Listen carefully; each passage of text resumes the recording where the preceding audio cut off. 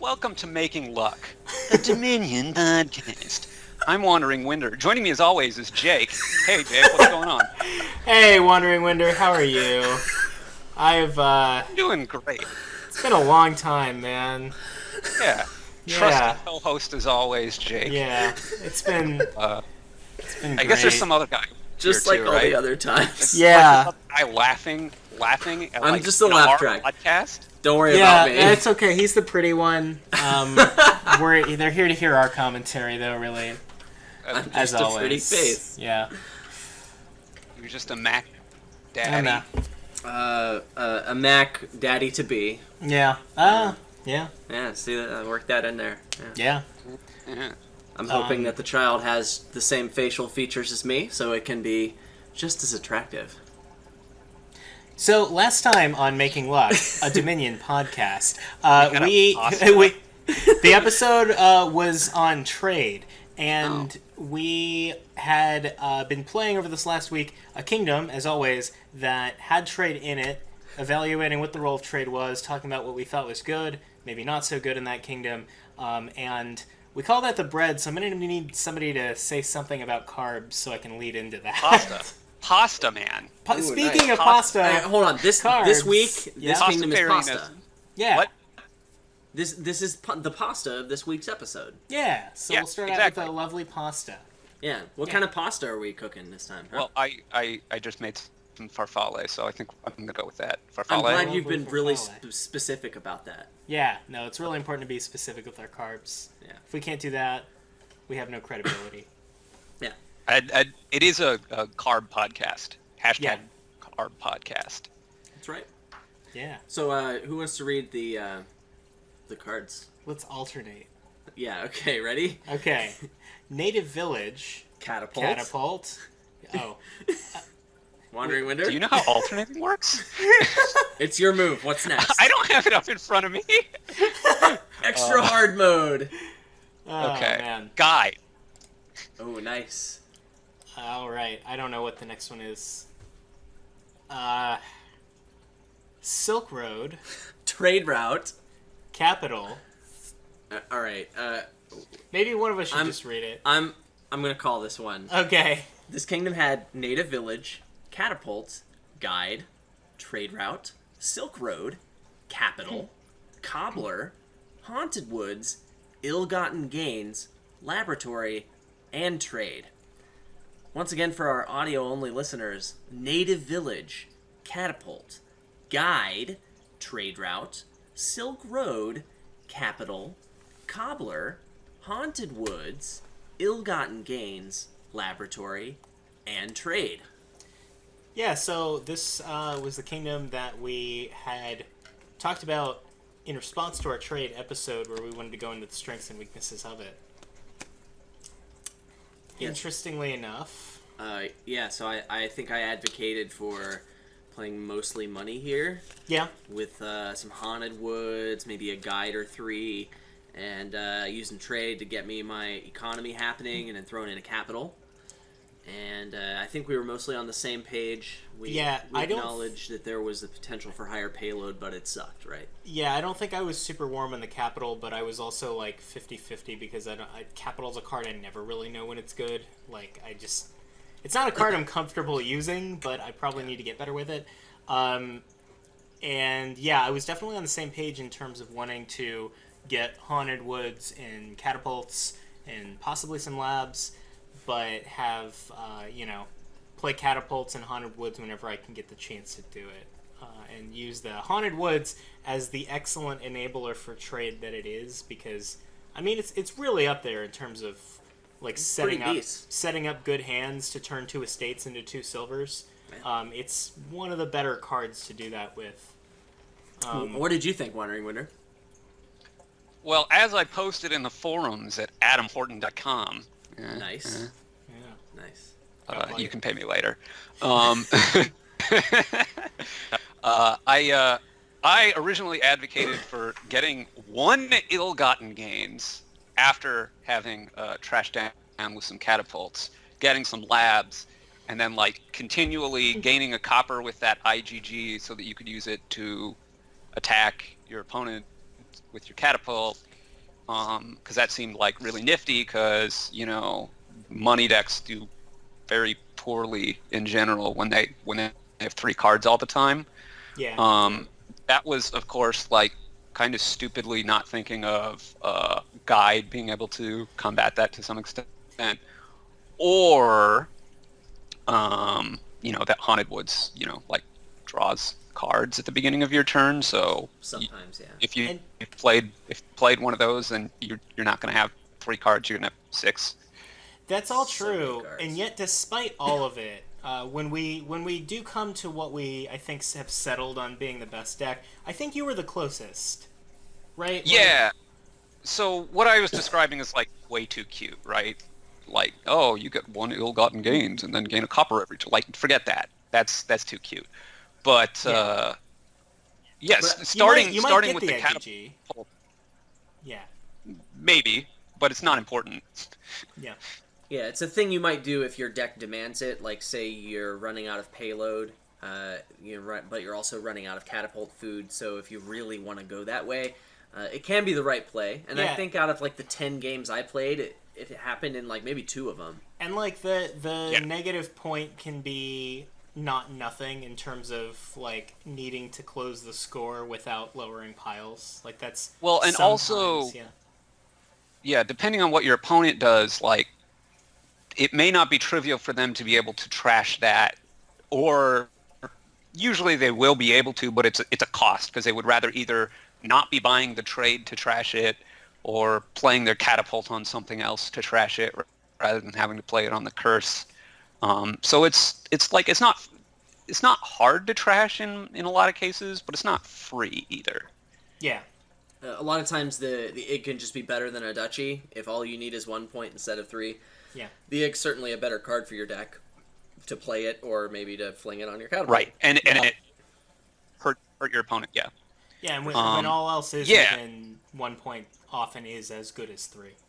But we kind of ended up thinking you want to open Catapult Silver. At least this is what I'm thinking. Maybe you guys can disagree. But open Catapult Silver, thin down some with Catapult, but I'm still not sure whether you need the second silver or not. It might depend a little bit on your draws, but you want to get a lot of labs built up. Maybe you trade at some point to get rid of your last estate, because you'd rather be catapulting treasures to attack them, obviously. And then just get a lot of labs until you're kind of just drawing your deck, or maybe a little bit more, and have a plan to get to the end of the game going province, province, province, province. As it worked out, you often ended up, or at least I often ended up, with enough money where at some point I started trashing silvers rather than coppers with my catapult. I'm not exactly sure whether it's better to do that early or late. And then, of course, you want at least 1 guide, and extra guides are fine. Depending on what your opponent does, you might want to get specifically more. But you want at least 1. Even if they're not attacking you at all, just to be able to keep your consistency up. But in general, 1 catapult, enough money to get to 5, start drawing with your labs, and then, take stock from there and reposition. I think you're going to be attacked really in a way that Guide mitigates no matter what your opponent is doing, because like they're going to be playing either Catapult or Haunted Woods. Like, Sure. I don't see a game plan here that doesn't involve one of the two, at least. Yeah, I think the guide is certainly much better if you're defending against a Haunted Woods than it is against a Catapult. But if you have enough labs in your deck, then sure. I mean, the guide can just get you past a hand that you don't think will draw enough, for sure. I think what Wandering Winder described is pretty spot on for what I think we agreed was the best deck. I want to say that in just about every game I played, I wanted to trade 1 time, and it was really good when I did, and I ended up with 2 guides. Yeah, that sounds about right for what should happen on average, but it's largely based on kind of reading what your draws give you, right? It's not. It is. I have a hard and fast plan. I need to make sure I get 2 guides. It's like, after I've gotten 1 or maybe 2 silvers, guide is better than silver for my deck for the first 1 or 2 at least. Yeah. And it's not like some grand plan where the exact numbers are super important. It's just like, what is the best card for my deck? That's kind of like all of Dominion, really. Yeah. The build here was kind of tactical and reactive to the situation you were in. Well, the build is always that way. Yeah. Oh. You know, we're all not one bots. with Dominion. Yeah. Yeah. So, I don't think I had anything else to say about this kingdom. I have something else to say about this kingdom. Oh, it's your favorite kingdom ever? I had 0 fun playing this kingdom. I'm just gonna throw really? that out there. Yeah, this was one of my least favorite kingdoms that I've played in a long time. Really? I like this kingdom. I did not. I felt super swingy. Like, it felt super like... He uses the word swingy to describe a lot of things that I don't think are swingy. No, I think it really was, because, like, it was always going to be, like, really commandingly taken by one player or another, and it felt like that was decided, like, in the first few turns of the game, just based on kind of, like, how things went. I don't know. Maybe I'm just whining. I think he's whining. I don't really agree with anything he's saying. I did not enjoy this kingdom, is what I'm saying. I don't know. All I know is I won, like, every game. Yeah. I won every game that we played against Jake, and that's only because I was doing what you were doing, Wandering Winter. And I didn't think I had that much fun doing it. Well, right, and that's the other thing. I mean, Get it out, Jake. Better out than in. I don't like this kingdom. Is the lesson here that it's more fun when you're winning than when you're losing? That might be what the lesson. That might be the takeaway. So if you want to have fun in Dominion, you gotta win. You gotta win. But to win more, though, you need to stop having fun. Yeah, there's a really good article. Sorry. So anyway, anything else about this kingdom? No? Great. I have a couple of housekeeping things to say before we move on to the lovely whatever's going on top of this pasta. So if you are listening... Meatballs. All right. Until we get on to the meatballs of Thank you. Carb podcast. So if you're listening to these episodes as they come out, you'll be listening to this one on a Tuesday. That'll be July 17, 2018. The Saturday following that, which is July 21st, 2018. Eastern Standard Time. Eastern Daylight Time. Yeah. That's right. It's not At standard 1 time. p.m. I'm anywhere in this country. Yeah. There's probably like some... Get ready. Where it is. But anyway, it's daylight. It's daylight time. This is one of my pet peeves is that people always say standard time even when it's not. Yeah. Just say Eastern time. It's fine. Yeah, it's fine. What? In I'm any gonna have case, to do some research because I have zero idea what you're talking about. But yeah. Great. So Great. I'm gonna be hosting my 9th Dominion tournament this coming Saturday. That's July 21st, 2018. Eastern time. I didn't even say a time. So what I think it's my 9th tournament. I'm projecting the largest turnout I've ever had. This is officially endorsed by RGG, and if you win this tournament, you'll be immediately qualified for the finals of the Worlds at Gen Con this year. Whatever you're doing on that Saturday, I want you to cancel those plans immediately, and instead... Especially if it's a wedding. And instead, I want you to get all of your friends and come to the Cincinnati area and come play Dominion at my tournament. It'll be the only reason you've ever had to come to Cincinnati. And boy, will it be worth it. I mean, I've lived here for like 7 years. What about all of Adam's previous tournaments? The other 8. Wait, you live in Cincinnati. What are you talking about? Don't remind me. But yeah, so this tournament will be even better. Like, there won't even be a comparison. Anyway, let's move on. All right. Question I need a snap answer for. All right. Cincinnati or Cincinnati? Cincinnati? Who's Cincinnati? Who has Where did ever that said come that? from? Oh God. All right. Thanks. That was beautiful. I am beautiful.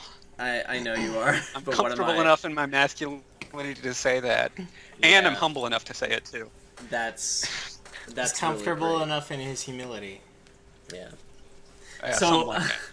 so yeah, let's get to some meatballs here, shall we? Oh yeah. So here's I wanna talk about Dominion. Yeah. Well, that's kind of why we're here. Yeah. So Right. let's talk about talking about Dominion.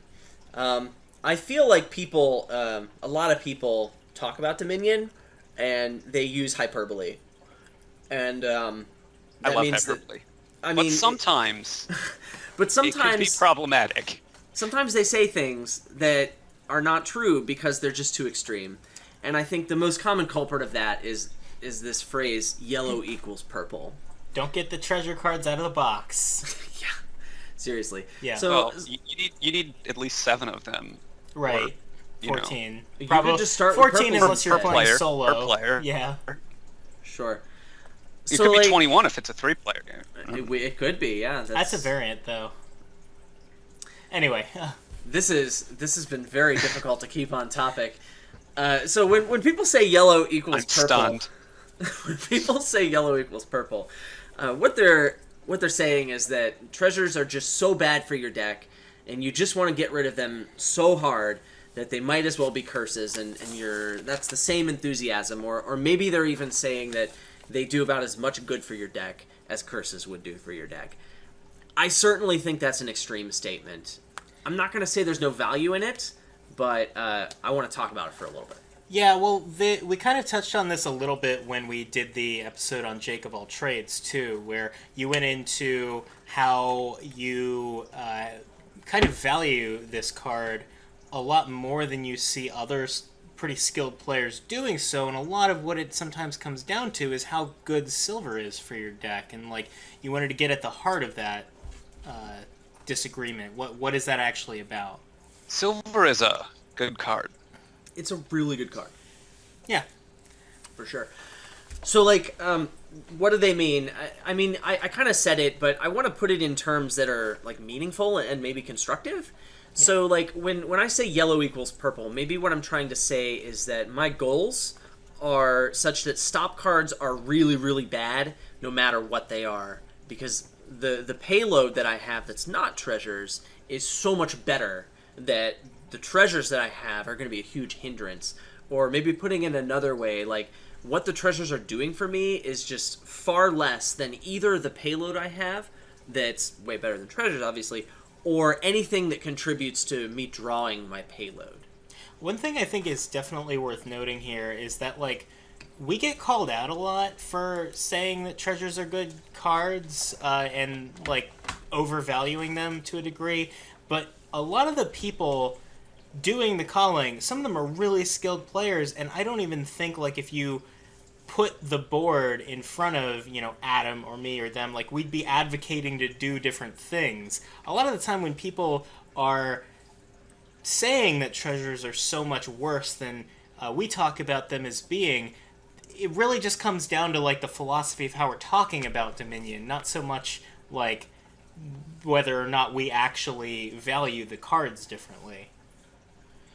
Right. It's like saying that yellow equals purple is basically saying, like, if I'm giving you a silver, then I'm attacking you. And that's just, like, usually wrong. I'm not going to say always. And what we're here to establish on this episode, I think, is, like, when is that true? What are the specific circumstances behind that so that we can recognize them and similarly recognize when we can capitalize on the benefits of treasures to the point that it's not true, that, like, we can recognize and understand the whys of when treasures are bad cards so that we can actually understand when it is and isn't really happening.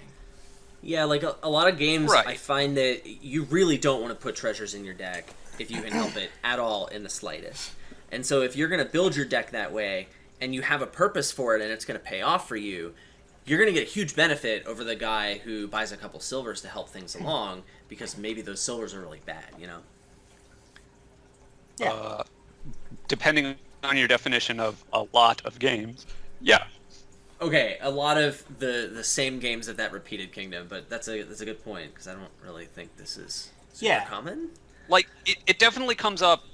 It's not a trivial, it's not like a strict edge case kind of thing, but it's not like every other kingdom or something. Well, I mean, let's talk about the two things that treasures don't do.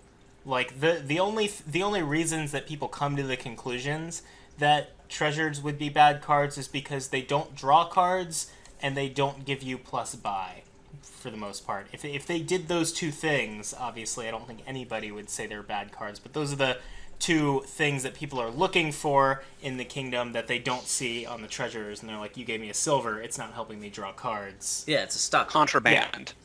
Contraband, there we go. Yeah, you gave me a contraband. That gives you plus buy. Yeah. I don't want this card. Yeah. So, like... Contraband is not good. We're not saying that it is. I wrote an article on contraband. Yeah, it's not a very good card, but Yeah, so like, what is this situation like where yellow equals purple in the case that we're talking about? So like, I want to try and let's list the negatives of the yellow then. yeah, it's a stop card. What else Right. you got? doesn't give you plus buy Unless it does. for the supply treasures. Yeah, Generally, yeah. Yeah. Most of them don't give you plus buy. They don't draw cards. They don't thin cards. They take up space in your deck that you have to draw them. When if they weren't in your deck, you'd be drawing the next other card that you have. That's the main what the downside. picture that all of this is painting for me is that what treasures are good at is helping you to get to the point where you can buy a card and you can buy one single card. And like, if you have identified your win condition to be based on provinces and that card is a province and like you just want to buy one every turn, the treasures are fine at helping you do that, because the two drawbacks of there not being plus buy and not, drawing through cards to get to higher price points than 8, like those are mitigated quite a bit if you're just trying to hit 8 and be buying that province. Yeah, but even before the province stage of the game, right? Like, let's say it's the beginning of the game and I want to hit 5. Well, Yeah. silver's a good card for my deck. It helps. Heck, at that point, copper's at the very beginning of the game. Copper's a good card for my deck because it helps me buy the things that I want as my short-term goal. Sure. Yeah, I mean, at the start of the game, copper's in a 7-way tie as being the best card in your deck. So, I mean, that's kind of facetious, but like it is true. And if you lose sight of that, I mean, that's why mint openings are bad, right? I wanted to point out that, like, I mean, what you said about getting one province per turn, yes, that makes treasures better. But I don't want to give out the notion that, like, just because you want more than one province per turn means that treasures are bad. Treasures can still help you buy more than one province per turn. Okay, Yes. You don't just because you Right. have treasures in your deck doesn't mean you can't put other cards in your deck that can give you plus buy. So that's really important. Right, And that, right. like, Well, and- I build a lot of decks where I do that. So for treasures to be bad, because their downsides are that they're stop cards and they don't give you plus buy, like what is this deck where a treasure we're like, okay, most decks copper's bad because it's just like it reduces the amount of money that it produces, that your average hand produces, and that's the only thing it's good for to start with, right? Sure. So like any treasure can be bad if your deck is made up of better treasures. It's like gold is a bad card if my deck is 20 platinum, right? Yeah. So fine, but that's not inherent because it's a yellow card. That's because it's like less money than my average other card. But setting aside that really weird edge case, because I've never had 20 platinum, because the platinum pile is only 12. That's unfortunate. It is unfortunate, except when I'm emptying the platinum pile as part of my plan. But anyway, you still don't get 20. It's rough. no, but it's Yeah. really great when I empty 12 and people don't see it coming. Who empties platinum? Anyway, Actually done. I digress. I've never done that before, digressing, but Yeah. anyway. The point being, right, the downsides, like we said, it's a stop card. All it does basically is make money for you. Most treasures. There's some other utility treasures, but people aren't usually talking about those anyway, right? Like Yeah. counterfeit. Nobody's like, oh, counterfeit's a terrible card. Like, yeah, it thins and it makes money and it gives you plus buy. So like everyone agrees there. Yeah. Mostly people are talking about like silvers and golds and stuff like that, right? Ones that just make money. Royal Seal. Yeah. So, like, what does the deck look like? I want to try and put it in terms of payload and deck control. Yeah. because Yes. that's like constructive. And so, like, if I'm Yes. looking at if I'm looking at it from far away, the payload is great and the deck control is not great, right? Right. If we want to get a little closer and be more specific, I'm thinking my payload needs to be at least 3 provinces per turn for me to think about saying yellow equals purple. And that's at least. Like, I'm looking at other things like goons or maybe highway or something, or even vineyards in some case. Like, Yeah, and it doesn't have to be framed in terms of just quantity of provinces. Sometimes, like, he's saying the equivalent like of 3 VP. provinces per turn, like, in terms of progress toward winning the game. yeah, I'm looking at VP. Well, I also Yeah. think it's important to, not just in terms of the VP that you're getting, but in terms of, okay, so I'm trying to get 3 provinces per turn.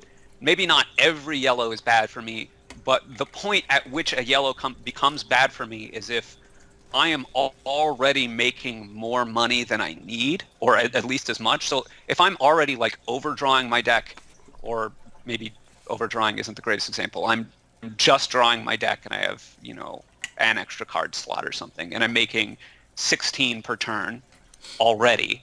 Adding another silver is maybe not going to help me very much because I'm already getting my 2 provinces. But the first 5 silvers were fine.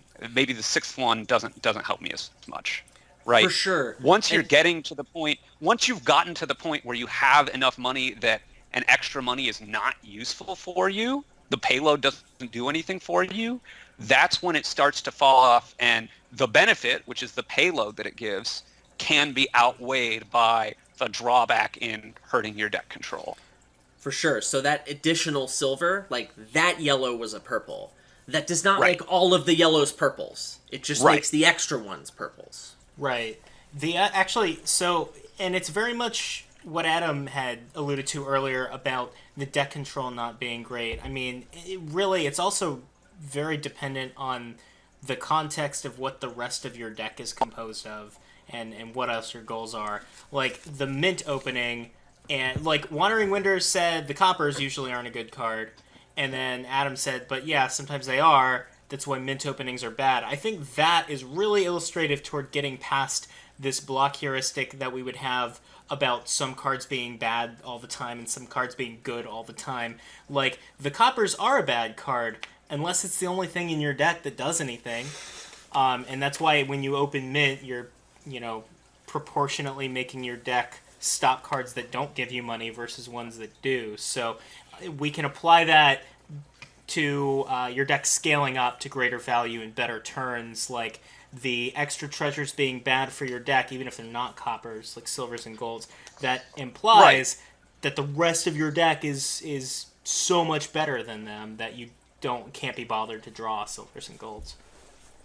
So that's like a tactical view, but I also want to get into a little bit of, and I totally agree, like, and that is generally in most games, like, the tactical view is the most important, right? Like, is a silver something I want now? But you can also think of it from a strategic point of view, like, is getting extra silvers going to be overall good for me in this kingdom versus, not? Sure. And the thing there is so, like, in general, if I'm going to be building a deck where the extra silvers aren't good, and this goes back to, again, something that Adam said earlier. It's like he says intelligent things or something. I don't know. That's funny. But the 3 provinces a turn, like, why is that a benchmark goal? Well, the reason is in order for the silver to be not so good, like, if I just add a bunch of silvers to my deck, that's going to push me towards being able to buy a province every turn, right?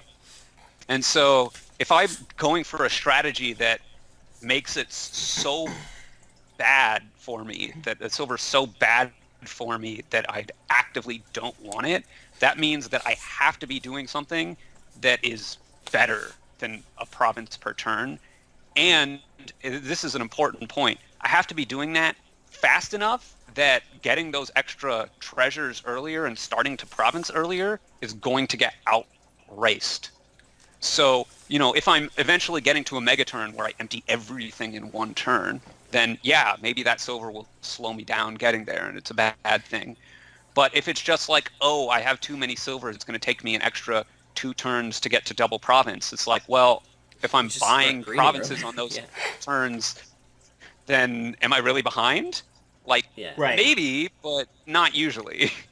Yeah, in terms of being able to net provinces over time, like we talk about the silvers keeping you from hitting double province turns, but you could buy a single province turn 2 times in a row, like 2 turns earlier. Like Sooner. how many Yeah. provinces actually need to be in the pile for you to net provinces by being able to buy more than one in a turn? Right. Right. So like the payload has to be big, and it has to be big enough to justify not just stopping earlier and getting less provinces per turn multiple times, right? And so, I mean, the 3 province benchmark is approximate. Don't quote me exactly on that, but like, Right, I think there's- that's the main point we're making. Yeah. Yeah. And there's other factors like, certain kinds of attacks are going to hurt the treasure-based deck more often. The treasure-based deck may be better or worse at being able to keep up with getting other junks and things like that, right? Like, For sure. if I'm getting militia every turn, then my deck full of silvers, even if I've gotten 3 provinces to start with, and you're only ever going to be getting, 1 per turn, maybe it's still not good enough because I will never be able to get a province again. Right. So like that plays into it as well. But the thing that you need to not forget here is like speed matters, and Yeah. silver is an easy and quick way, and other treasures, it depends on the treasure. I'm not going to say this is true for copper because it's not, but the treasures can be an easy and quick way to shoot you up, and if you're going to eschew them, then you need, for whatever else you're doing, to either be faster, and sometimes it is, if there's like good trashing or whatever, you're just miles faster, or to be able to, though it's slower to start with, the closing power is so strong in terms of the high payload that you'll be able to overcome that initial speed deficit. What has made the most sense to me as I'm evaluating that when I'm trying to pick out what my strategy is going to be in the kingdom and build my deck around is I try to identify what my win condition is, starting with the assumption that whoever gets 5 provinces first is going to be in a really strong position and probably win the game. Mostly just because that's over half of them. But, like, that's how I evaluate speed in that context. Like, we talk about the 3 provinces per turn being your benchmark payload. That's one way to look at it. But the other way I look at it is, like, can big money buying a province per turn get 5 of them by the time I'm done building this deck? Because if it can, this deck is too slow. Whereas... it absolutely matters how fast you're getting to 3 provinces per turn. Right. For sure. Versus also sometimes like I look at that 5 province benchmark 2 and I think like, okay, maybe I can do that, but is this payload so explosive that even in the face of it I can come back from it and outpace it that way? But Sure, and I think that's what we that's one of the many things we mean when we say the word speed in Dominion. right, and I think I just want to say the word here. Attacks have a big part to play in this role because if you consider attacks to be part of your payload there, that affects the speed of the game quite a bit in slowing it down, right? So, if they get the 5 provinces, but now you're attacking them and they can't get any more, then, you've gotten faster by slowing the opponent down, and that's just the main way, but not the only way you can do it. It really makes a difference to, like, what kind of attack. Like, if I've gotten 5 provinces and then you start to throw me a curse every turn, like, I'm going to be okay. Yeah. If you get me to 5 provinces and then you trash every good thing in my deck, I can't do anything. If I get to 5 provinces and then I have a 3-card hand every turn, then I'm going to be able to get some duchies maybe, and so that plays into factors, but it's not necessarily everything. And yeah, and in that case, how you got those provinces in the first place matters a lot. Like, if you got those provinces with golds, a 3-card hand might do you just fine. Whereas if you got them with silvers, you're gonna struggle. The other thing to mention is that even in this mythical deck where I'm buying 3 provinces per turn, like, in order to buy 3 provinces per turn, I need to generate some kind of payload, right? And so treasures can be part of that. So it really depends on how you're doing it. If you're doing it like by Horn of Plenty or something, then the first silver helps you because it's a unique card, and then the extra ones not so much. I am really glad you brought up Horn of Plenty because It's yellow, man. as I was writing this article, the only conclusion I could come to is that Horn of Plenty is worse than a curse. Well, yeah, no, Rhymes, and is that therefore Horn of Plenty, in the context that we're talking about treasures, isn't a treasure. I know it says treasure on the card, but it's not the kind of treasure we're talking about with this, Right. like, at all. it doesn't function. It functions as payload, but it doesn't. It's not producing money. And it which is functions what as most the other kind of... treasures do. And it functions as this kind of non-money payload that can be Right. so explosive when you build around it that sometimes the other treasures do equal purple, because this payload is so dependent on capitalizing on your deck control to get those unique cards in play that the extra buying power might not be part of your win condition. So Right, I think right. this is a really good segue into a point that I sort of wanted to make that's kind of related to this. We're still on payload. We're talking about payload that functions like the traditional yellow cards or like not the traditional yellow cards. And so Right. I want to introduce a term that some people have said virtual money or virtual payload versus Okay. treasure money or treasure payload. So virtual money is just money that you get in your action phase. And so in most cases, that's everything except for treasures. So like if an action card gives you money, like a Peddler. woodcutter or, Yeah. or peddler, then that's a virtual payload because you got it in your action phase. Minion. Yeah, there you go. So, like, I mean, obviously there are exceptions. Like, Black Market and Villa can turn treasures into a virtual payload, but, like, it's Storyteller. well, That's draw. payload. That's Yeah. not that payload. turns treasures Yeah. into draw. Right, yeah. Right. Sure, and that's a different. I said that's that a different as a thing. troll example. Yeah. I appreciate that. Yeah. We couldn't have done it without you, man. And so, like, that's virtual money, and like virtual payload is just kind of any other payload. Like, oh, I remodeled a gold into a province. It's virtual payload, right? So, like, there's this distinction of the things you get in your action phase and the things you get in your buy phase, right? And so, why does this matter? Well, It usually doesn't. Well, it usually doesn't, and that means that yellow does not equal purple. Treasures are just as good. Right. If I buy a woodcutter and I don't use the buy, then I should have just gotten a silver because maybe I could have used my action on something else, right? Well, But- by the same token, if you weren't using your action on anything else, then it doesn't matter. But yes, Sure, that's true. So, like, when does it matter? And in those cases, I mean, we can kind of say that yellow equals purple here just because it functions as maybe the wrong type of payload for the deck. I mean, So- it's not even really purple there. It's just not woodcutter. True, but I mean, I'm trying to squeeze every little bit of reasonable content out of the phrase "yellow equals purple," and you can Yeah. kind of get something here. Right. Sure. So I'm looking at draw to X decks. Those are a big deal. If I'm building Yeah. a deck that wants to play minion or library, these are draw to X decks, and having these treasures in my hand that I can't play until my action phase is over really sucks for those decks. And we did a podcast and that's- about that a long time ago. You're effectively hurting your draw. Yeah. By a lot. I mean, like By a lot more so than normal.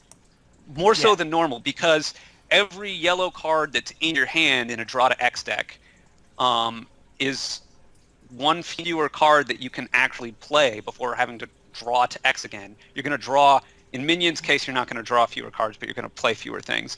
In any other draw to X case, those yellow cards stay in your hand and you literally just draw fewer cards.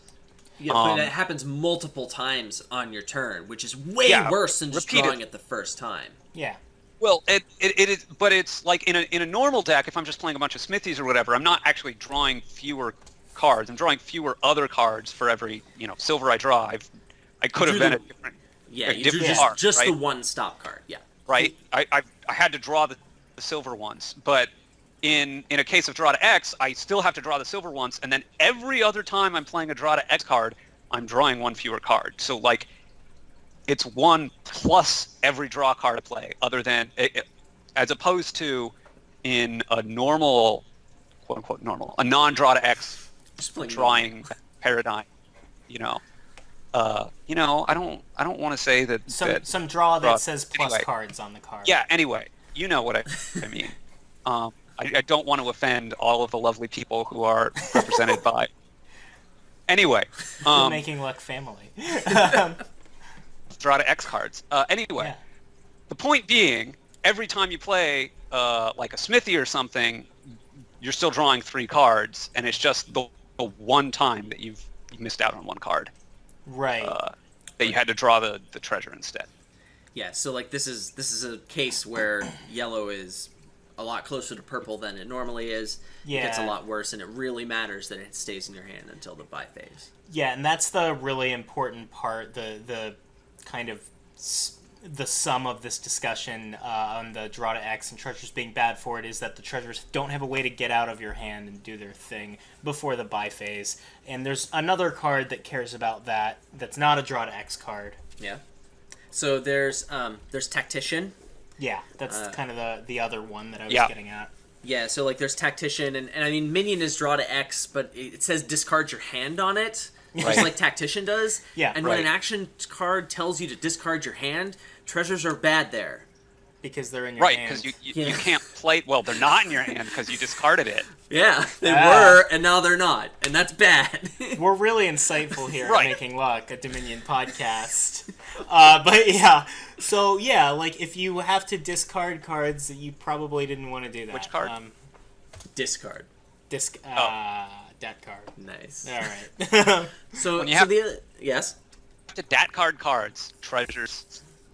Yeah. Yeah, yeah, exactly. That's just what I was gonna say. Thank you for that. So if I'm really gonna stretch this concept, and I'm gonna try and just squeeze every last drop of flavor, of delicious flavor out of this, I can say maybe some types of decks that care about action density, like ones that have lots of throne rooms or heralds. Getting rid of treasures is kind of one of the best ways to increase your action density, and so it kind of turns on the other effects of these Yeah. cards and makes them better. And so maybe that's better than what the treasures were getting, especially copper, but maybe if it's really great, also silver. Yeah. Right. Well, we have Yeah.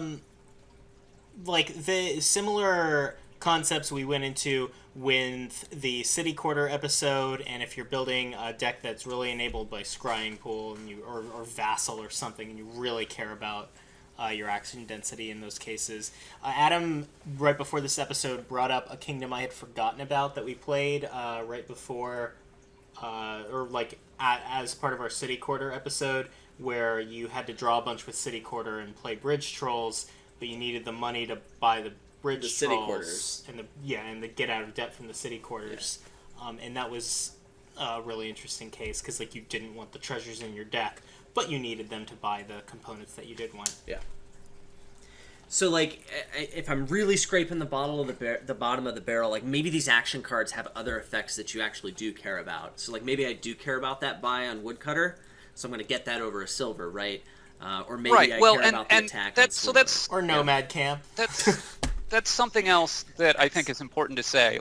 Just because the treasures are almost always, or at least very usually, good for your deck, that doesn't mean that they're the best thing for your deck. So, very often, it is better to get the Woodcutter or the Nomad Camp or a Peddler or something, right?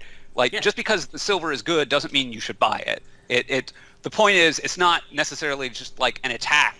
Oh, I'm giving them a silver. That's an attack. It's not really. It's not as good as, whatever other opportunity there is, so that if you're buying cards, maybe you shouldn't buy a silver super often. Maybe you should get the Peddler, you get the Tournament, you get the Woodcutter, you get you wouldn't get the Tournament Poacher. hat, but, even to some cases where, the positive effect of a silver is sometimes very small, such that, I'd rather have a Pearl Diver or something, but that doesn't mean the silver is bad. It just means that the other card is better. Yeah, and I think Peddler's a great example because we can really pin down, do I care about drawing that extra card more than I care about getting the extra dollar. And that's a metric you can actually look at your deck and figure out. Like, what's the card I'm going to draw, and am I going to be happier with that, or am I going to be okay if it's a copper? Well, if I say it like that, it sounds like Peddler's going to be a lot better, right? So, I mean, in a deck where you expect that to be true, then yes, get the Peddler. It's going to be better than a silver. You want to look at these other effects that the cards are giving you. And, like, a lot of the time... the color of their skin. Well, and when... I wasn't expecting that, but it's oddly appropriate. But, anyway, especially... I have a dream! Yeah. That one day... Sorry. Wow. I did not expect you to go there. Anyway, so yeah, but like the Peddler drawing a copper situation is also, I think, really interesting to think about for this concept because, like, let's say your deck like is buying a lab. Yeah, it's like that. Let's say it's like buying a lab. Let's say that your deck is such that you are pretty sure when you play your Poacher or your Peddler or whatever, it's going to draw a copper. And so you look at that versus buying a silver, and then like you play the Peddler and draw a copper, or you play the silver and get $2. The effect was the same, except that the Peddler had you moving one card faster through your deck. So, like, that's another thing you might want to think about is that, like, if you have these other cards that are not helping you buy things, that are not about buying things or whatever, that you want to play that much more often, that's another time when plus card might be better than plus dollar. Well, and so I think in a lot of these cases it's very important to think about, like, what the treasure gives you is payload, but it's very important what your deck control looks like. So, if I'm not drawing very many cards at all, then the effect of the silver being a stop card that gets in the way is greatly diminished because, like, what does it matter? The more I'm trying to combo two specific cards together, whether that be Village and Smithy or Urchin and Urchin or, you know, whatever it is, the more that having an extra stop card hurts me. And so the treasures get worse in that case. But in particular, if you're talking about, like, oh, I'm going to get the 3 provinces, and you have to have enough money to be able to do that anyway. So, like, the treasure helps you get that money. In some respect, that is true. It could be bad, though, because in order to be able to do that, you need to be able to, you know, draw all of those cards that are going to produce that money. And in some cases, in order to be able to do that, having an extra stop card is you know, unduly kind of oppressive. But usually that's going to more often be the case when your deck control, and especially your draw after a point, is weak, right? If I'm barely drawing my deck, then every extra stop card really hurts because I can only draw them so many times. But if I have, like, there's 3 different villages and 3 different smithies on the board, you know, obviously not the exact card, but variants thereof, my draw is so plentiful, like, sure, an extra silver, an extra gold, an extra copper isn't going to hurt that much, particularly once I've already gotten up and going, right? And of course, it helps you if you draw it, right? Yeah, if you're able to draw it, it's not just that it doesn't hurt; it's just a benefit. Yeah. If you're still able to draw everything, it's just a benefit, and so the only harm that it does there is, like, well, maybe I'm slightly less likely to, you know, I'm slightly less consistent because I'm. An extra silver means I'm slightly less likely to have one of my 12 villages in my first 5 cards, right? Okay. But it's very marginal in comparison to, okay, the only draw on my deck is 6 labs, and I need to play all of them to draw my deck. Adding 1 extra card means that at some point going through my deck, it's very likely that silver is going to bite me in the butt. Well, it's really, like, interesting that you bring up that example of, like, the silver is not going to be that bad for reliability. One thing I want to draw attention to is, like, even if it is marginally worse for reliability, if the extra payload helps you have such a better turn that it puts you ahead of your opponent, like, it's not just that the silvers don't hurt, it's that they help a lot. Like, if you are, like, 75% likely to kick off and have this turn that buys a province, and I'm only 74% likely to kick off and have this turn that buys 2 provinces because I have the treasures to do that, I like my chances to win that game. That's obviously an extreme example, but that's the concept I want to get at here with, like, not only are treasures, like, not a bad card in those cases, like, they're a really good card. That payload matters if you can draw it.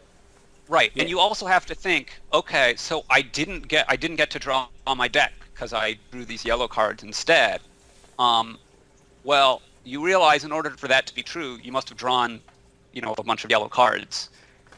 Therefore, you at least have enough money to probably buy something at least decent. And that's why, again, another reason why you really need to be kind of multi-provincing or having some really potent payload in order for the silver to be not worth it. Because it's like, oh, well, I didn't draw my deck. I drew 5 silvers instead. You can at least buy a province, right? Yeah, so that's pretty sweet. What did that really cost you? Sometimes it cost you something, but you need to have a really, really good alternative for it to be worse. Yeah, so or actively negative. I wanna put this a different way, slightly different way. When you draw a lot of cards and you play a lot of treasures and you get a bunch of money and you buy a bunch of stuff, that's really great. That's really true. I hadn't thought of it that way, but that's a really good and insightful way to put it. Like, that's so good. Yeah. Even if your money came from treasures, like when I play a bunch of silvers, I don't feel dirty for doing that. Yeah. In fact, like, I mean, those silvers... These aren't peddlers. I mean, maybe I feel a little dirtier doing that. That's a thematic consideration, which, remember, as we said, if you ignore theme, you're just going to lose games. Just going to lose games, yeah. Right, But, that's the most important part of Dominion. Pretty much, yeah. We're gonna have our 4-episode even if theme you do end series up having later. Fun, yeah. Yeah. Accidentally having fun. Yeah, Yeah. it's a small price to pay. But like getting these treasures and drawing them, it's super great. And like a lot of times when you hear people talk, it seems like, it's easy to lose sight of that. Don't do that. Like, treasures are great to play, and they're also really easy to gain, and they're usually cheaper to buy than all this other stuff that we're saying that maybe has these other effects. But, like, if I have $3, I can buy a silver. Yeah. I can't buy a mystic. Or they're, non-terminal, and that's not to be underestimated either. And, in fact, you can't even draw them dead. Yeah. They're always in the supply. Holy crap. They're in every game, unless you don't get them out of the box. In a given kingdom, that never matters, right? So what Adam just said about the treasures. I don't know how important that is, but yeah, like what Adam just said about the treasures being easier to gain than a similar source of the same amount of money. That's really key, I think, to keep in mind when you're talking about like where your money is coming from. Like, remember that we said that if you give your opponent a silver, you haven't attacked them. Remember that, like, usually, like you, if you playing Jack of all trades isn't an attack on yourself because gaining the silver, like they're so easy to gain that, like, that's really where that metric comes in of evaluating them as superior to other payload. They're more plentiful. For sure. I wanted to go back to something that Wandering Winder said. He pointed out you have a lot of silvers in your deck, and you have this, quote, bad turn where you have 5 silvers and you buy a province. And remember how that wasn't that bad. I want to point out... It's contextual that, like, to the game, yeah. Yeah, it's contextual. But, I mean, a lot of people, their treasures are stop cards a lot of the time, and, we don't want stop cards in our deck because it decreases our reliability. But if our payload wasn't that amazing thing we talked about, the 3+ provinces per turn, then the treasures are a form of reliability. I mean, in a big money deck, the more treasures you have, the more reliably you can hit province. I mean, if there's silvers and golds, right? When we talk that's true in other decks that don't have this amazing payload. Even if I drew my deck at one point, if I just silver flood or maybe gold flood from like a market square thing that's happening, that's a form of reliability because now I can have those successful turns even with provinces in my deck. Yeah, remember that, like, when we say reliability, that's the key term, is, like, how often you're having, what Adam just said, a successful turn. Successful turn. Right. Yes. So, like, right. how... Sometimes you have to draw your deck to do that, but a lot of times, if your goal is really, like, I'm going to buy provinces, then having a bunch of treasures, again, not coppers usually, But having a bunch of treasures is going to push you towards being able to do that once per turn. And so if getting a province every turn is like somehow really bad because you need to be getting a lot more than that, and it can be, then the treasures are bad. It definitely can be, yeah. I'm saying it a little incredulously to kind of overhype my point here. There are definitely, it's not a trivial percentage of times where, like, one province a turn isn't going to cut it. Yeah. But it's more often. It's usually one province per turn is fine. At least before you get to being super into the late game. Like, a province per turn is good. On almost all boards, if you could buy a province per turn from the very turn one, you're going to win easily. I just want to point out that back when we had zaps, I did that. Like, I started the game with a deck of 7 silvers and 3 estates. And, like, I opened province in those games, okay? And I won. I beat the bot. I did it, guys. Way to go. Thanks. This is a really illustrative point. Yeah. Well, in a way it could be, because like the reason that was good is because he had a bunch of silvers and golds in his deck. If he started with the coppers and had the option of putting a province in his deck, he probably wouldn't go for that. That's why you don't open Humble Castle. We're getting into some weird edge cases that don't even exist. But so one really, I think, you're playing a variant where you have zaps and One, I think, like really interesting point here, based on one of the examples Wandering Winder gave earlier about the urchin, and then he talked about village smithy. I think that's really illustrative of something I want to transition into, involving like what we talked about, reliability in the form of successful turns. Like, what exactly is your deck trying to accomplish? And once you answer that, you can maybe decide that treasures are bad cards or yellow equals purple at one phase of the game, and then they don't anymore later on. Like, if you're trying to collide 2 urchins together, that has nothing to do with buying cards except for urchins, right? So, like, the silvers could be said to get in the way of that, and then once you have a mercenary, you want the silvers again. But, like, in the meantime, you don't want more.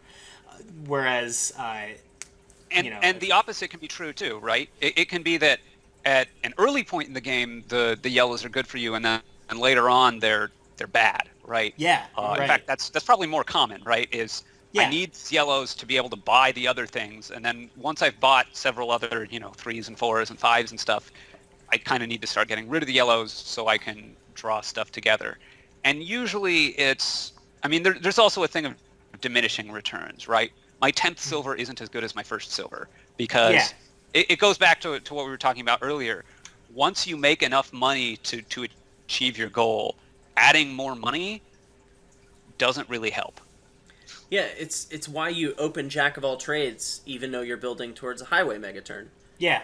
Because the early silvers are super great, even if you don't want them later on. I mean, that's fun. You got to be able to buy the highways, or like even if you're like opening with a silver might be pretty good, even if you're trying to do this weird thing with upgrade and fortress and stuff, just because you need to be able to buy those cards to put into your deck in the first place. It's okay that you upgrade the silver later on. Like, it's fine. The silver is still the right card at that point. Yeah. Taking a silver doesn't mean that you have to take every silver and keep it forever. Yeah. That's a good way to put it. Yeah. You haven't committed to the Phantom strat just because you bought a silver to help you buy a card. Hey, you don't tell me what I've committed to. He told you what you haven't committed to. That's true, yeah.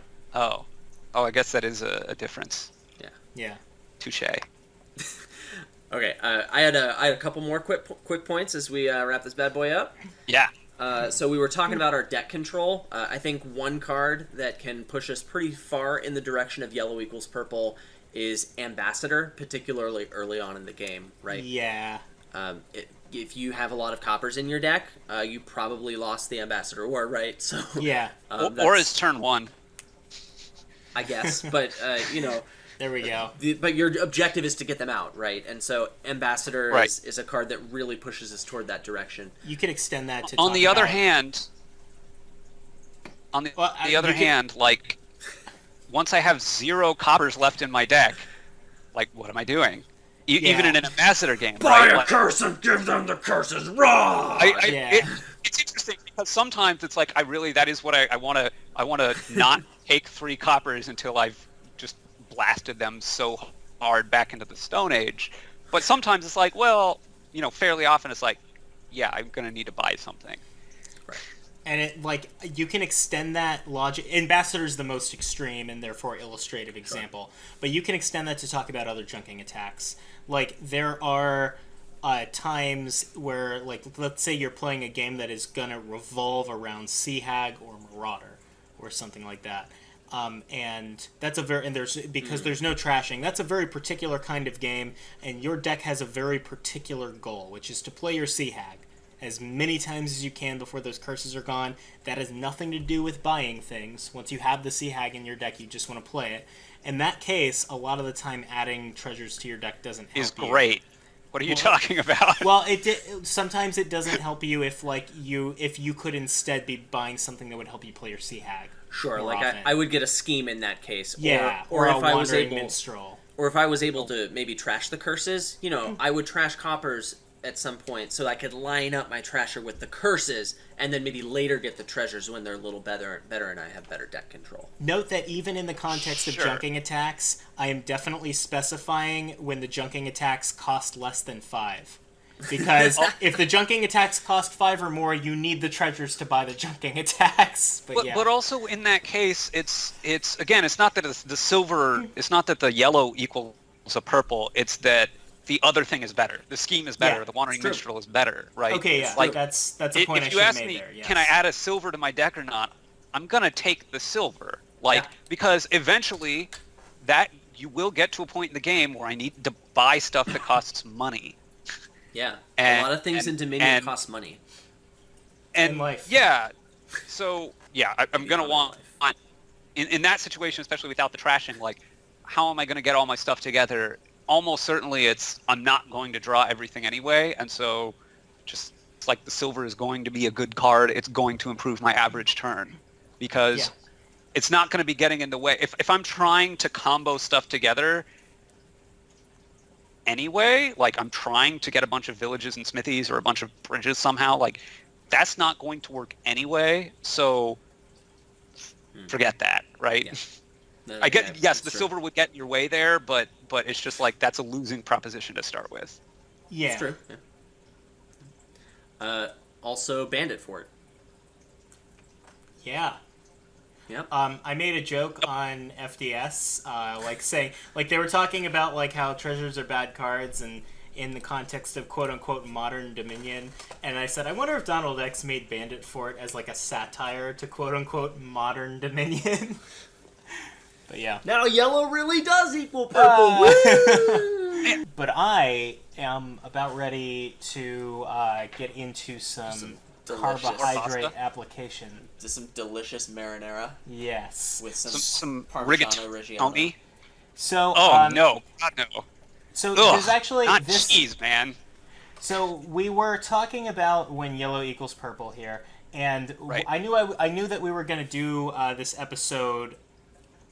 Obviously over the last week, and normally we roll a random kingdom. This time I was playing a random game and I was thinking, wow, this is going to be really great for the podcast because I think the concepts apply here in a really interesting way.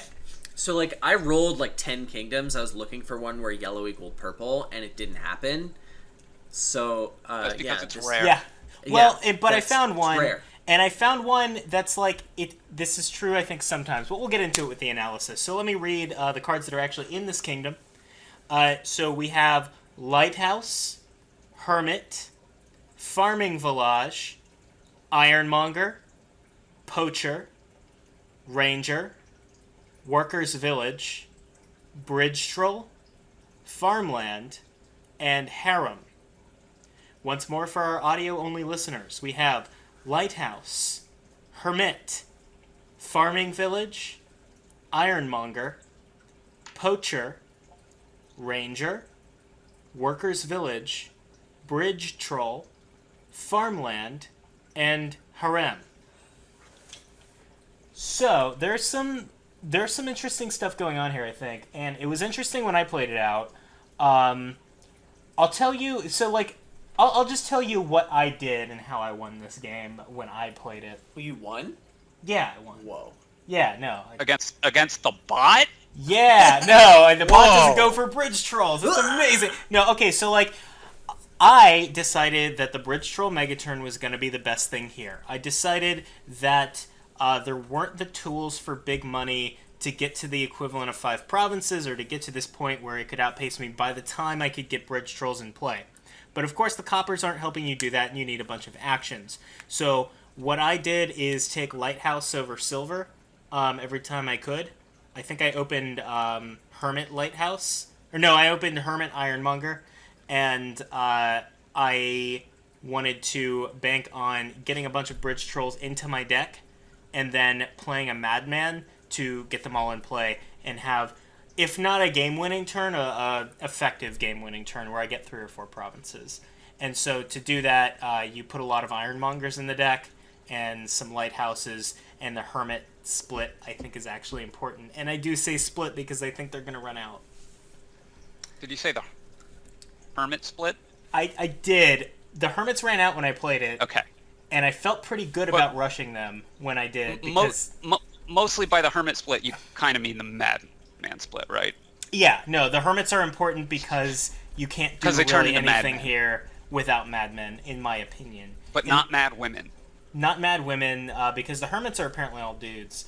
But, or maybe women can become men too. This is 2018. Maybe madmen is a gender neutral descriptor, like human, madman. Madmen? Yeah. Like postmen, madmen, Just like that. Postwoman? postwomen. Just like postwoman, yeah. Or so, like, Postman. so the postwoman, postwoman post-real- split on this board, I guess, could be maybe important. yeah. I feel like if we're gonna, I mean, yeah, bridge trolls are really great. I want to get a lot of them in play. I can't get rid of the coppers, and it's hard. You can't actually decrease the number of stop cards in your deck below 10, because if you're gonna trash an estate, you have to gain something that doesn't draw a card, right? Well, right. And I think Well, you you want to could have minimize. the lighthouses in play as a duration, I guess. well, sure, which yeah. makes them slightly less of a stop card than a they're- silver. They're still a stop card. They're just a stop card half as often. Right. So that's not great. I mean, I think the point I want to make is that I feel like I want to minimize this.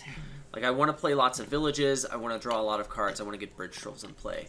Madman's super great for that, but, I mean, I'm going to want some other stuff. I'm going to want some other villages in the deck. So I got my eyes on Workers Village. Ironmonger Hermit's a great opening, and I'm probably going to be getting some Ironmongers early and then transition over to Workers Villages. But I probably want Rangers to supplement that draw. And at some point, I'm just going to try and race Bridge Trolls so I don't get too behind on that. You can do a lot more with 6 Bridge Trolls than you can do with 4.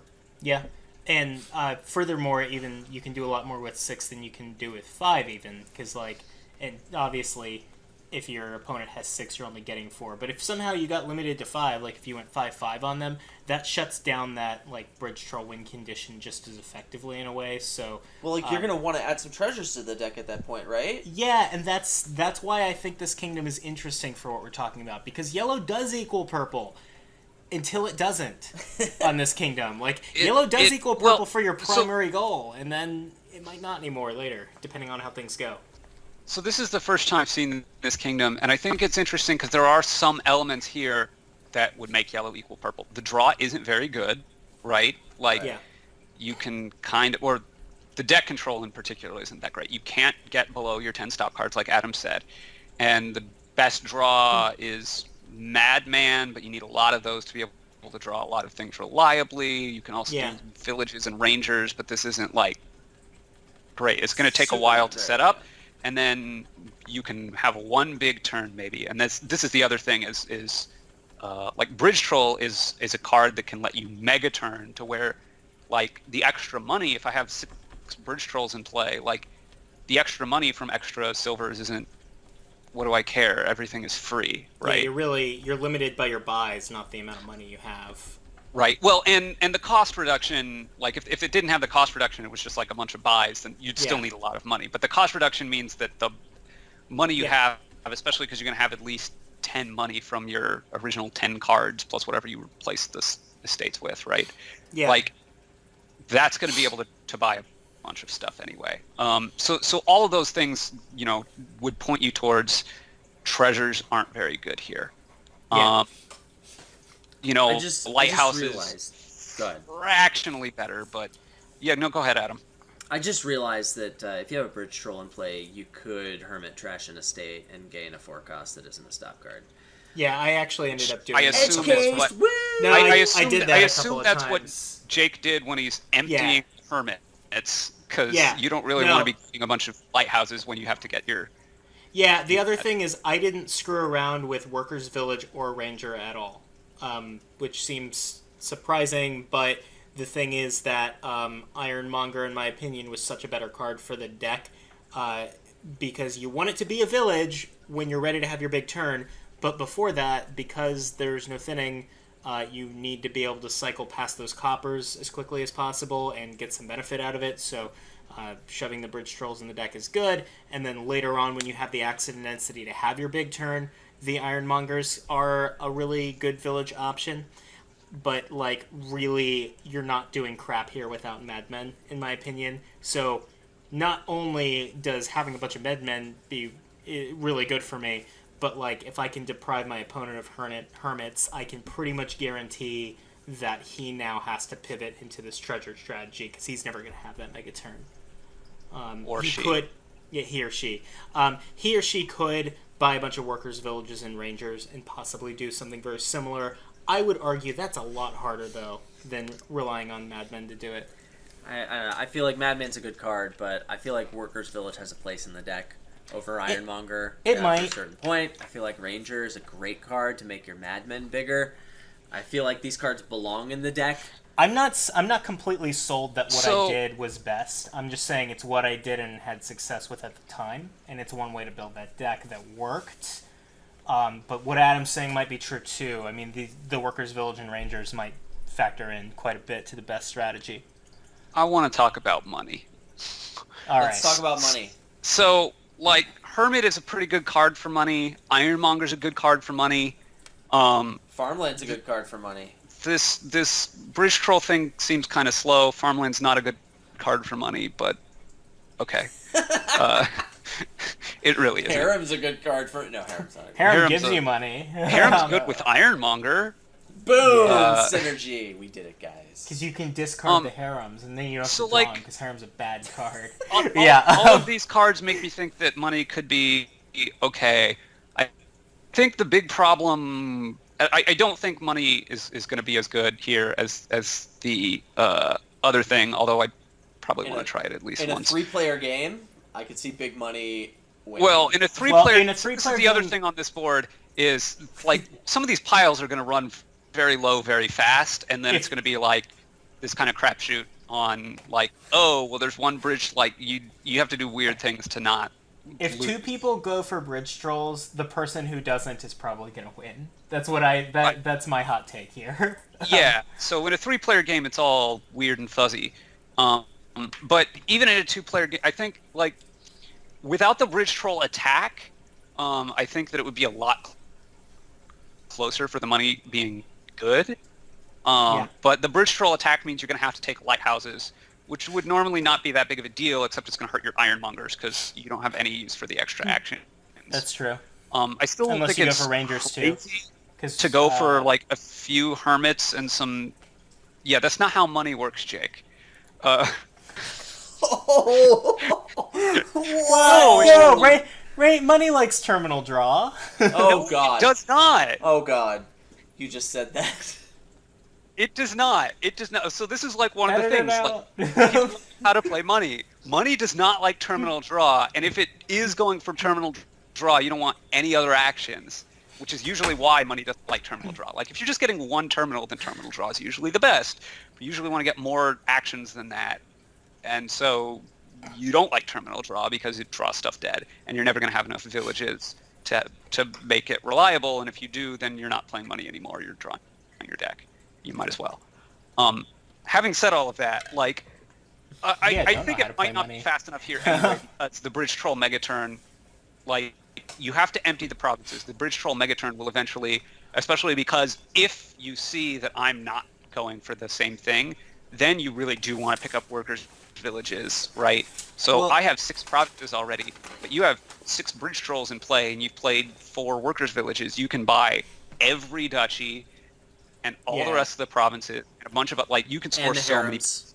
So I played a hermit So I- to gain a province at one point, but Right. So I No really need bigs. to empty the provinces. That's just going to take too long.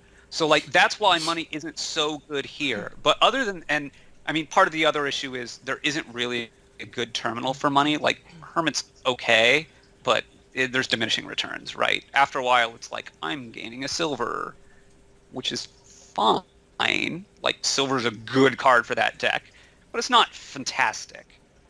Yeah. And like you'd probably want to get some madmen in that deck too. The Lighthouse helps you a little bit, but I don't think it can compete. But I think it's important to realize that the reason why is because this bridge troll deck, eventually it will go off, and when it does, it has access to so many points. And Yeah. this big money deck here has reasonable longevity, but not great. Like the Hermit gaining the silvers makes it reasonably longevity in terms of longevity, but it's not great. So I would be trying to do the mega turn as well, and then I'm not sure whether adding a ranger or 2 is we got to talk good about. or- yeah. Well, sorry, I didn't mean to interrupt you, but I do just want to say we got to talk about what you mean by mega turn, because like with bridge trolls here, I'm not talking about having a turn where you buy 6 to 8 provinces.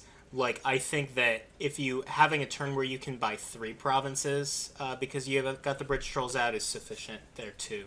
And like I think that turn is pretty easy to get to, and it's pretty easy to get back to even once you have it, because the deck's reliability actually isn't hurt that much by the green cards if you have Ironmongers and Madmen. I think you can green earlier than people are talking about you greening here. That's interesting. I think it somewhat depends on what your opponent is doing. My gut would be you shouldn't do that. You shouldn't do that, right? What you just said, except you probably end up because your opponent will be a good player and they'll mirror you, and then well, you had to, yeah. Like my opponent was going for the bridge trolls too, so I had to get some points, right? Because piles got low, and it's like, But my general feeling is that you probably shouldn't be buying. You shouldn't be trying to quote unquote go off until you're ending the game in the same turn, except maybe some edge cases where like you can't end the game, but you know that your opponent almost certainly will be able to, so you have to score points now to stop them. Yeah, I mean, and then pile both controls. decks Yeah. Yeah. But in the mirror, it's going to be all about like pile control and who can empty that kind of stuff. I don't remember if the game I played ended on provinces or not, but of course the bridge trolls being out are the determining factor either way, because it's how many cards you can empty from the piles, and then that determines like, can I decide that the game's over on my turn? But in a general sense, and especially in a non-mirror, I think you want to empty everything the turn that you get your big bridge troll turn. Yeah. Sure. But yeah, in a mirror, the piles are going to be low enough that you're just going to have to trying to discuss it from this point is almost moot, because you need to play tactically and have that game awareness, right? Yeah, well, and like a lot of this will be when we play these games out, we can see how these different strategies play out, and what's good when and why, and who. Harem. And when. And Harem. And Harem. Don't buy Poacher. That's all I'm gonna say. If you have six bridge trolls in play, then you can buy farmlands and trash your coppers and turn them into provinces. Yeah, we did it. You can do that. We did it, guys. Actually, that's maybe not even trivial. Like in that money sense, like you don't need any money. You have 6 bridge trolls in play. You don't play any of your coppers, and you still have them all because you can't trash them otherwise. Yeah. And then you literally score a bunch more points that way. It's like not even irrelevant, except that the money's probably bad enough that it's irrelevant. I do say that the Poacher thing was kind of a joke, but I do actually want to point that out. And possibly this is even more a point on Poacher than anything else. My opponent opened with a Poacher, I think, or he bought it early, And I do see a lot of people do that. They buy the Poacher because they think it's like innocuous, because like it's a fine card before a pile is empty. Ironmonger's right there. Ironmonger's right there, and that's Like, great. But It's like, just a better card. but Well, once I mean, you Poacher may have gets a enough lot worse when it actions turns that into you're not Oasis, using and it gets even if a worse from there. Pile isn't out. You may have enough actions that you're not using that if a pile isn't out, the Poacher effect, like the Peddler effect, is better than the Village with the slight filter that you get from Ironmonger. Like, that's not crazy, but I mean, in that, it's. I think the buying a piles are Poacher gonna here is run crazy. out, right? Yeah, there's no way in hell that Poacher isn't going to be Oasis very quickly and get a lot worse very quickly after that. Yeah. Like, well, in the big money deck, Poacher might even be better than Ironmonger since you can trash your estates. Sure. And you don't really want to hit in the big money deck. You don't want to hit actions with your Ironmonger, except piles are going to run out, and you, especially because you've trashed your estates, need all of your 5 cards because you only get 5 in the big money deck. So yeah, Ironmonger's just gotta be better at like every point. Yeah. All right. In this kingdom, anyway. Cool. All right. We'll play some games. We'll record those games. We'll publish them on the YouTube channel. And if you want to find all that stuff, you can just head on over to adamhorton.com, and you can go to the blog there. There's links to all sorts of resources, the YouTube channel. There's a forum there that sometimes works. That's pretty great when it does work. It's working now, although it hasn't really been working at all for the past week. So that's pretty cool. I appreciate your patience. But also, there's links to our Discord channel where you can Discord. You can hop on there and you can give some feedback related to the episode, this kingdom, ideas for other content, just like any of the other places, but it's a little more real time. All the cool kids are using Discord, so you might want to go check that out. You can find us on YouTube or send us an email. All the contact info, you can just head on over to adamhorton.com and go to the blog or any of the pages there. You can find what you need to do. Remember, the tournament is coming up Saturday, July 21st, 2018. Remember, if you have plans, cancel them right now. In fact, why haven't you done that already? Eastern Daylight Time. Yeah, I didn't even say what time it is. So anyway, You said right now. That's a time. right now, Eastern Time, day. it would be really great if you come to the tournament. There's going to be a lot of people there, and I hope you are also there, so there's even more people there.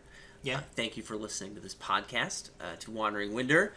Thanks for coming back on. I know that you are not as present in the hashtag mainstream Dominion community, taking your part Modern Dominion.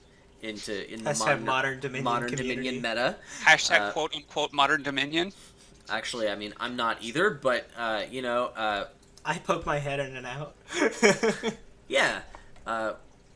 I appreciate you coming on the podcast and gracing us with your wisdom. It's like it's a different take that, frankly, I feel is needed. Yeah. The crotchety old man play big money. I'm going to play big money and I'm going to like it. Take. That's right. Yeah, he's jaded. That's Jaded. Jaded. Yeah. Just like, all